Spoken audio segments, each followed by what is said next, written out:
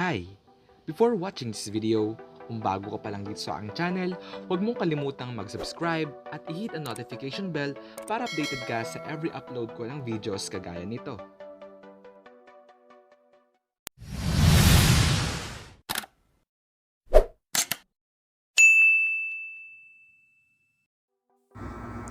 Hello guys, so for today's video is ituturo ko sa inyo kung paano nga ba natin ma-enable yung ating notes kung wala ka pang Instagram notes sa Instagram.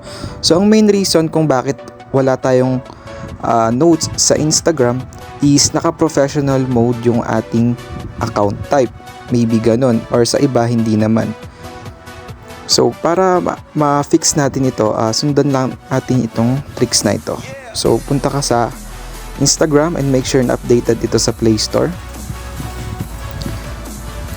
or sa App Store. After that, punta tayo sa ating profile and punta tayo sa 3 lines sa taas, then settings and privacy, and then business tools and controls. So here, need nating palitan yung account type. So switch account type, and then kailangan naka personal account lang tayo. So ayan, switch to personal account. Yung saan kasi is naka-professional mode kaya wala siyang notes. So ayan, after that i-close natin yung app and then i-open natin ulit ito. So check ko ulit sa App Store kung updated ba talaga siya. So nakalagay is updated naman, so open lang nakalagay.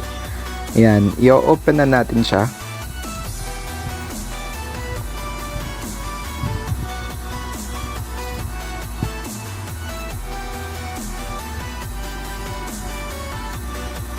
So ayan, pagkikita nyo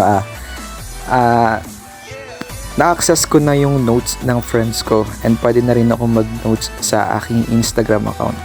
So kanina wala siya, diba? That's all for today guys. Sana nakatulong itong video na to sa inyo. Don't forget to subscribe.